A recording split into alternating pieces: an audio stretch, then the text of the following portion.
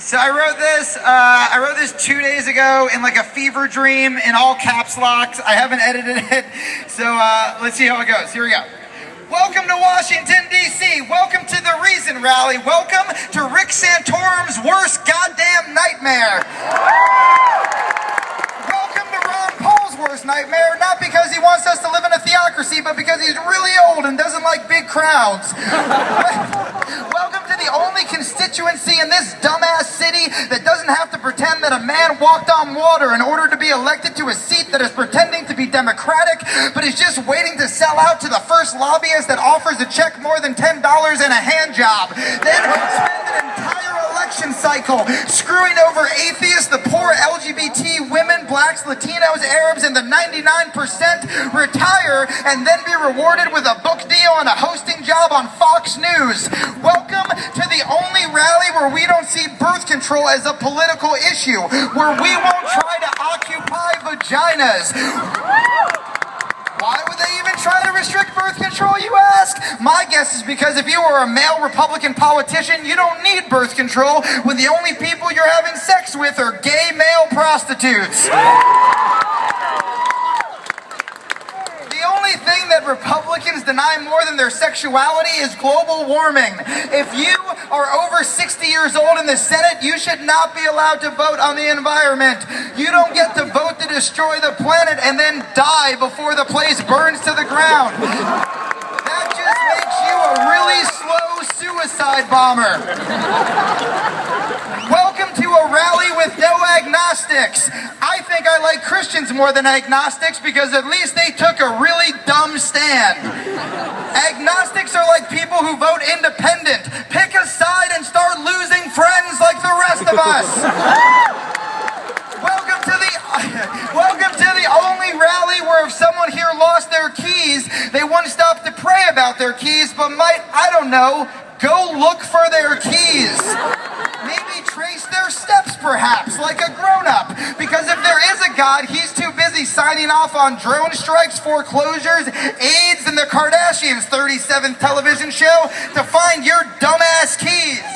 We are a nation that thanks God every time a child is saved, while blissfully forgetting all the other children that were killed in that second, killed in that moment. But we thank God for saving our 1 in 7 billion bratty, boring, belligerent kids. How conceited are we? Well, thank God. I just want to thank God for saving my kid. I'm just so blessed that God was, well, so busy killing other people's kids that he forgot to kill my kid. You know, my little son Jimmy is always choking on his bagel bites, but thank God that he was too busy letting another child soldier shoot another child soldier in the face before that soldier was old enough to write a note to the girl he likes. You know, when my platypus of a mutant son, that mistake on legs Jimmy, he's just shoveling those bagel bites stacked with pepperoni pig innards down his wretched gullet like he's hiding drugs from the cops. I just thank God for all the gay teenagers who are killing themselves because you, an all-loving God, say they are not good enough,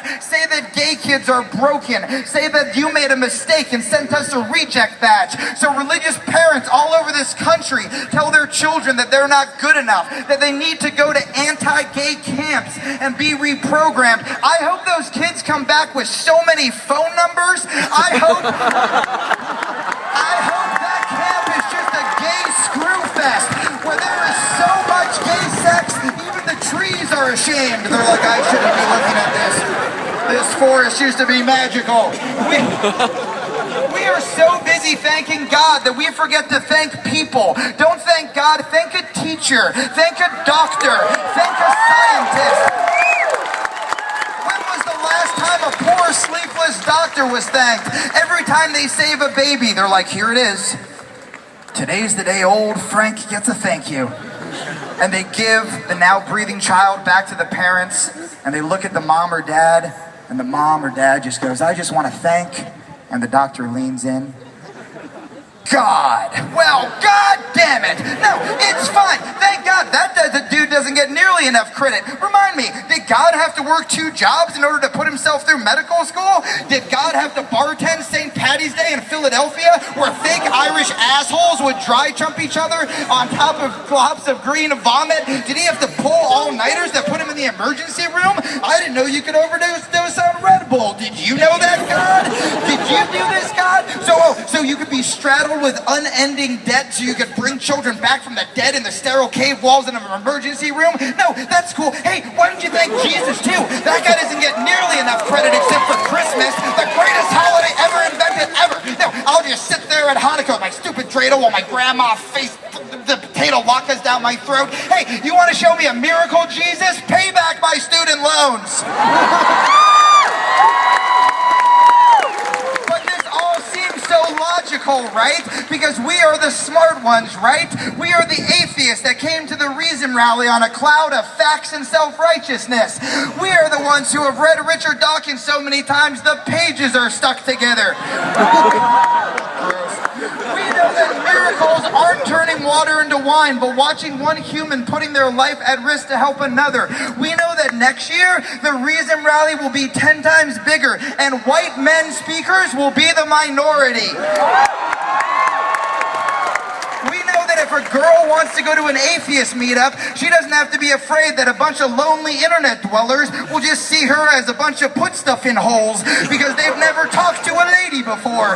So naturally, because one showed up at a place, they must be begging for a piece of ass, right? We know that if a woman is not comfortable or has been harassed, we will respect that because we are the ones who claim to be tolerant. We won't be so scared of an intelligent girl posting a picture on the internet of herself with a Carl Sagan book that we will lash out and turn into some sick hybrid of Charlie Sheen, Chris Brown, and a pile of turds. What's the next step, boys? Burn her book. Don't let her go back to school. Oh no, if women read books, then I won't be able to lower them into my van using tricks I learned from reading The Game and watching Jersey Shore. Then who's gonna touch my sad, sad pole? Oh well, back to Reddit and crying.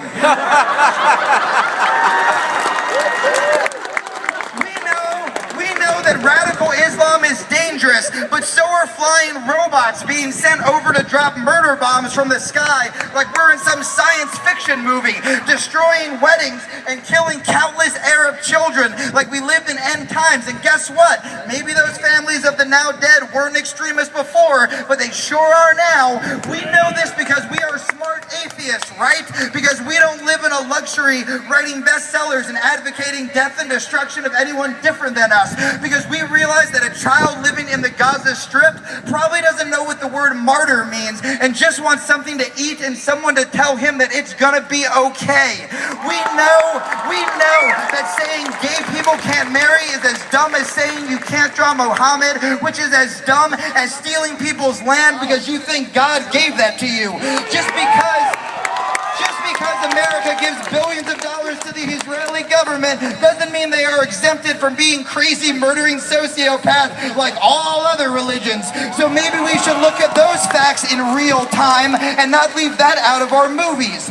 People want to know what we stand for. We stand for knowledge. We stand for kindness. And most of us here do, but some of us found a really cool club we like. Some of us think atheism is getting together with a bunch of like-minded people and calling Pat Robertson an asshole, but guess what? Everyone already knows Pat Robertson's an asshole. So get out in the streets. Do what we did today. Let today be the beginning of a lifetime of fighting in the name of goodness instead of God. Because we are so screwed right now as a country that if a Muslim wants to fight with me to get gay marriage passed, I'm gonna fight. If a Christian wants to march with me to end the wars, I'm gonna march. But I would rather it be with every single one of you. I would rather be on the front lines with all of you so that when people say, why are the atheists here? We can say they're here to help. Thank you guys very much.